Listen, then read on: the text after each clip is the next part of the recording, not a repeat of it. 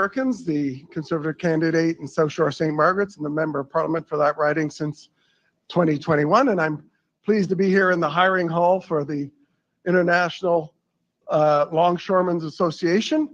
And I might indulge everyone a little bit here. The port is a vital piece of infrastructure for our province, Atlantic Canada, and the country.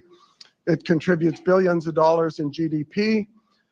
For our province, employs over 15,000 people as a result of all the work here. And everything that is done here is critical in this province, flows through this port and the amazing workers that we have in the Longshoremen's Association. And I'd like to just tell a little story. I was a newly elected MP in 2021, and I was home on a Sunday night and my phone started to buzz at about 10 o'clock at night in 2022.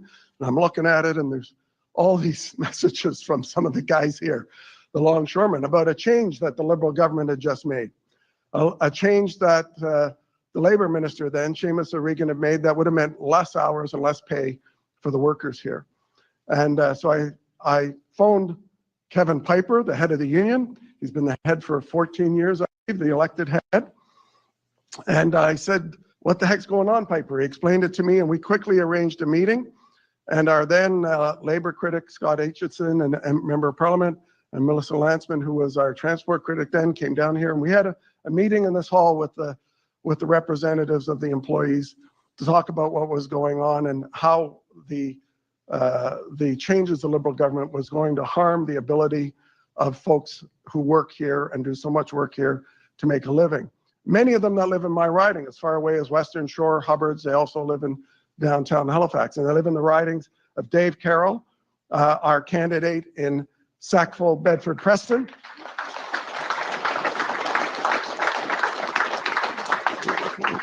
Rob Batherson, our candidate in Halifax West.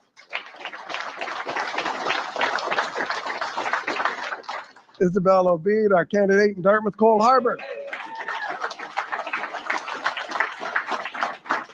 And my also longtime friend, Mark Boudreau, our candidate in Halifax.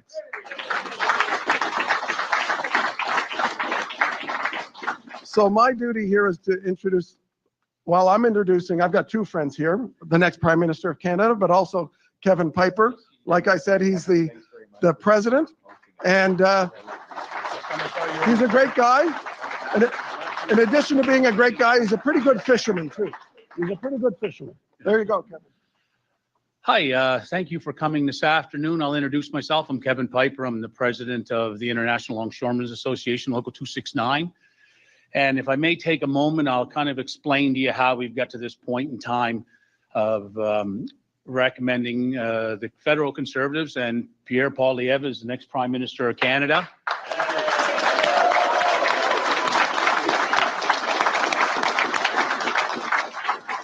As Rick Perkins has alluded to, the federal government changed our hours of work regulations back in 2022, and Rick has been an invaluable asset and ally for our local here in Halifax. He's fought diligently for us when we wouldn't get a phone call from our Liberal MPs. They wouldn't return our phone calls.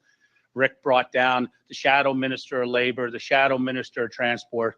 We strategized how to make the regulations work so that it wouldn't affect our customers and our ability to supply labor. Then going forward last year, we ran into a situation that the cruise vessels were bringing in illegal foreign workers, crew members, to do work that was traditionally longshoring work in Halifax. And we reached out to Rick again, and he assembled a team, and within a matter of days, they had letters sent off to the president of CBSA and Immigration Canada, protesting that what was going on in here was longshoring work. It wasn't foreign crew members' work, and that I'm happy to announce it looks like that has been resolved going forward into the 2025 season. So I just want to thank Rick.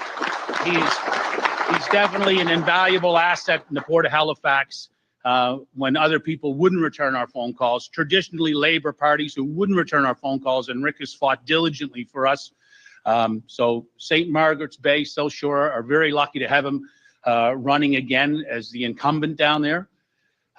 So without further ado, I'd like to introduce you to the special guest of honor, our next Prime Minister, Pierre Poilievre. Thank you very much.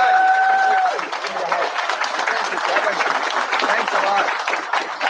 Thanks a lot, everybody. Great to see you, and thank you very much, Mr. Piper, and most importantly to your incredible members, the great longshoremen. Well, I'm going to spin this around. I'm going to get away from the stand here and walk around a little bit and thank the incredible longshoremen who make it possible for us to have the essential products of our lives and our jobs. It literally would not be possible to function in a modern civilization without the work that they do. The thing, you walk around your house for a moment and just look at all the products that you rely on for your very survival. I bet a bunch of them would vanish into thin air if we didn't have longshoremen getting the goods in. And many of our paychecks would vanish as well because we wouldn't be able to get the goods out. So you really are the backbone of our country. We respect you, we honor you, and we are going to deliver a real change that benefits the longshoremen across this country. Thank you for that wonderful endorsement for change. Change is the issue in this election. Change is what we need now more than ever. Change so that you can afford food and housing. Change so that you're safe on your streets. Change so that Canada is strong enough to stand on its own 2 feet. You know, this has been a very, very ugly 10 years for the working people of our country. You know, 10 years ago, on a decent union wage, you could afford a really nice house in Halifax. And a young person could rent a great apartment and have savings every month built up for a down payment on a home. It was possible to start a family in your 20s and do that with a yard and a parking space and a safe neighborhood close to a park. And you didn't have to worry if you walked outside that you'd face a criminal, or that if you went to bed at night that your car might not be there when you woke up in the morning. But after this lost Liberal decade, everything costs more. Housing costs have more than doubled. In fact, housing inflation has been worse in Halifax than almost any other city in Canada. We have increased crime, chaos, drugs, and disorder in our streets. And we found out on Saturday that not only does Mark Carney want to continue on with all of the policies of Justin Trudeau, he wants to go even further, adding $130 billion of additional deficit spending above and beyond what Justin Trudeau had already budgeted. Together, the Trudeau plans and the Carney promises would add $250 billion of inflationary debt, driving up your food, housing, and other costs even more than they already were. He wants to keep all the same catch and release laws to turn criminals loose in our streets and allow drugs to threaten our children. We cannot afford a fourth Liberal term. We cannot risk a fourth Liberal term. It's time for a change with a new Conservative government that will fight for workers, cut taxes, cap spending, and allow Canadians who work hard to have a great life in an affordable home. That's what we need now more than ever. But more important than that, for here in this hall, we need to ensure that the government will support the longshoremen at the Port of Halifax with federal regulations on hours of work that line up with what you've said here today. These regulations need to protect our workers across the country at every port. But we also need these rules to be in place to ensure that our workers have a good quality of life, good wages, fair compensation, and the efficient flow of our goods and services in and out of the country. We will also designate ports as the federal lead for all environmental matters so that we can rapidly improve and build upon our existing ports. Right now, it takes forever to get the permitting done to do a port expansion or improvement, because there's so many layers of bureaucracy. We'll put the port in charge of that in partnership with our unions. We're also going to let our ports have increased borrowing limits so that when they need the capital to do expansions and improvements, they can do that as well. We're going to unlock the potential, the economic potential of Port Cobourn and the Welland Canal. We're going to be making some improvements to that. And we're going to open up the Port of Churchill so we can have an Arctic gateway that will get our goods to the world through Hudson's Bay and through the Arctic waters, which are going to be increasingly cleared because we are going to buy and build 4 massive icebreakers. And I think that you know something about making ships in this part of the world here. And I drove past Irving on the way here. So it's going to be a very bright future. We released our platform, I think it was yesterday. Was it yesterday? Yeah, it's hard to keep track of what the days now. But we released our platform. It's called Change. Change for affordable homes and food, change for safe streets. It means a 15% income tax cut so that your hard work actually pays off and you bring home more of each dollar you earn. We're going to axe the federal sales tax on homes and incentivize municipalities to cut their charges to bring down taxes by $100,000 per home. We're going to lock up the criminals with mandatory jail time to keep our streets safe again, ban the drugs, invest in treatment, and support our police so that we have safety and tranquility. We're going to unlock our resources, repealing the anti-energy laws that liberals have put in place that stand in our way. We need to develop our oil and gas, our mines, our pipelines, build big projects that will generate enormous economic activity.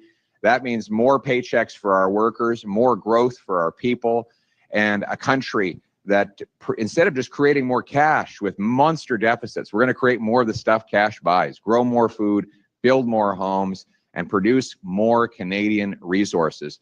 That is how we're going to give people back the Canadian promise. And Kevin, I think you'll agree, we had a promise in this country. You know a lot about contracts and deals because you have to negotiate a collective agreement. And your collective agreements, as I understand, I've never actually negotiated one myself, but I understand it's a very simple concept. You agree to do this work, in exchange you get this compensation. Well, we had a collective agreement in Canada. It was a very simple deal. You work hard, you get a beautiful house with good food on a safe street under a proud flag. Very simple deal. Well, you've kept up your end of the deal, but our government has broken the deal on their end. We need a government that's going to bring back that deal, that promise, that hard work gets you a great life, a beautiful house, a safe street under a proud flag. Canada first, for a change. Let's bring it home. Thank you very much.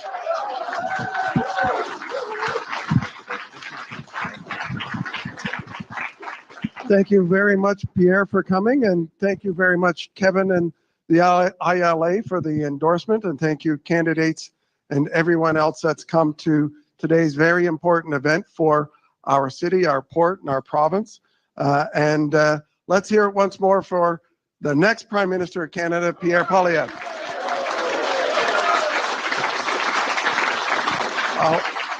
We will have a photo line here. Pierre will be here if you want to have individual photos with him, if you want to sort of line up here, and we'll start that. Thank you. Group photo. Oh, sorry, group photo first.